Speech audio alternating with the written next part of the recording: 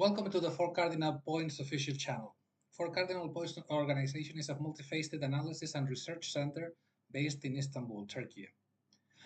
Today I'm going to compare two prominent historical leaders of Israel, Yitzhak Rabin and Benjamin Netanyahu. Few individuals have shaped modern Israeli history as profoundly as Yitzhak Rabin and Benjamin Netanyahu.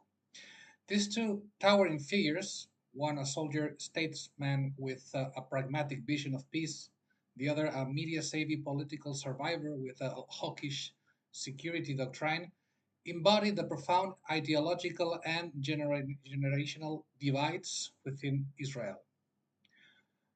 Though both came from military backgrounds and led Israel through critical periods, their policies, priorities, and leadership styles diverged dramatically.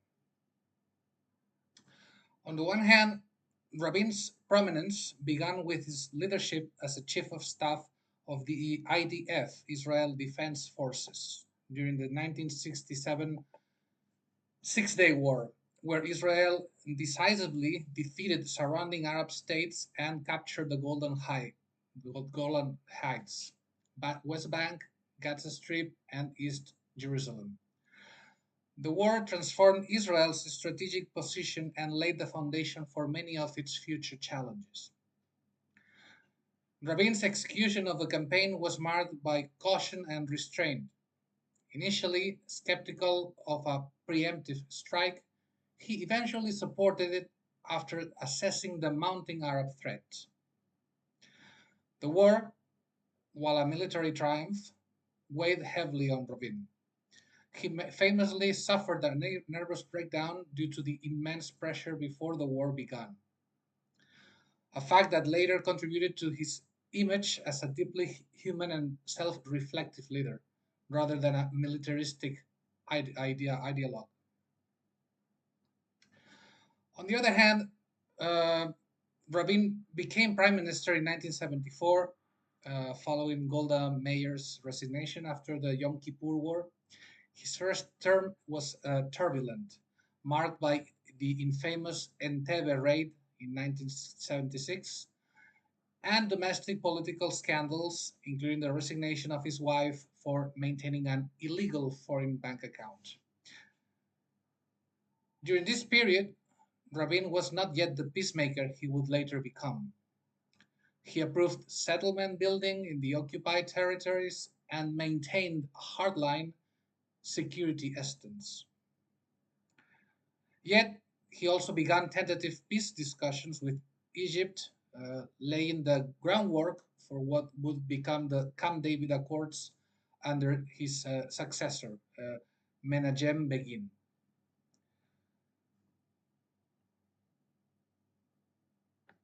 Later, on his second premiership, um, the pinnacle of Rabin's political career came during his second term as a prime minister.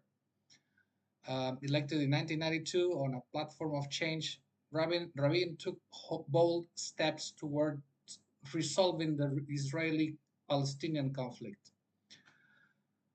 Working closely with Foreign Minister Shimon Peres and negotiators in Norway, Rabin reached the Oslo Accords with the PLO, the Palestinian Liberation Organization, in 1993. The decision to recognize the PLO and sign the accords shocked many. Rabin's transformation from general to diplomat was not ideological but strategic. He did not romanticize peace, he saw it as a necessity to preserve a democratic Jewish state. His handshake with Yasser Arafat on the White House lawn symbolized a historic pivot in Israeli diplomacy. However, the Oslo process provoked intense backlash from the Israeli right. Mass protests, incitement, and increasingly violent rhetoric culminated in Rabin's assassination in November 1995 by a Jewish right wing extremist. His death was a devastating blow to the peace process and a turning point in Israeli history.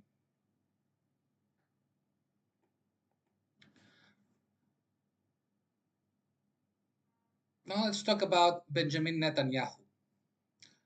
Netanyahu emerged on the national stage as Israel's UN ambassador in the 1980s and became a Likud leader after the assassination of Rabin.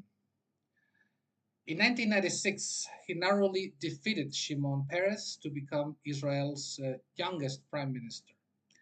His campaign leveraged fears of terrorism following suicide bombings that had undermined confidence in Oslo. His first term was ideologically conservative and cautious. Though a critic of Oslo, he did not dismantle the process entirely.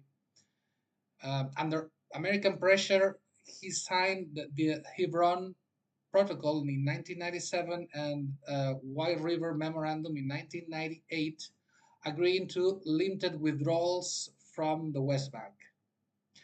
These moves angered his right wing base, creating internal instability. His leadership style, combative, insular, and polarizing, led to political isolation, and he was voted out in 1999.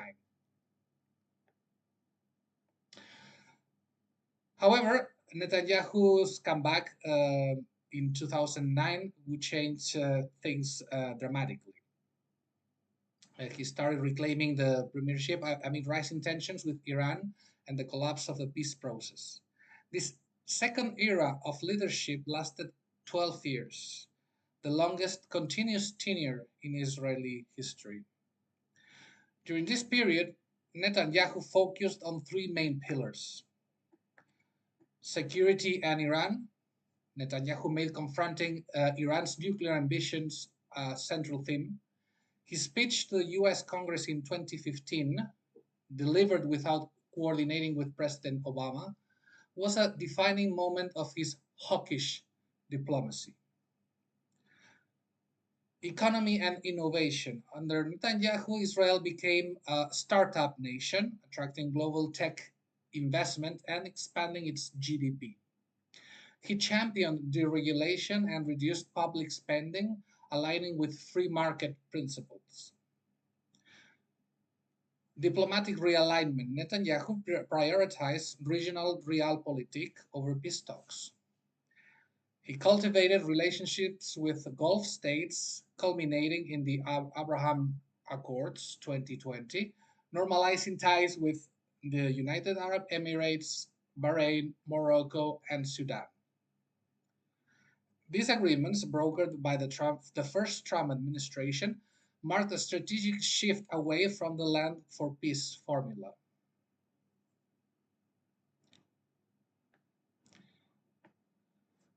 Despite facing multiple indictments for bribery, fraud, and breach of trust, Netanyahu maintained a loyal voter base.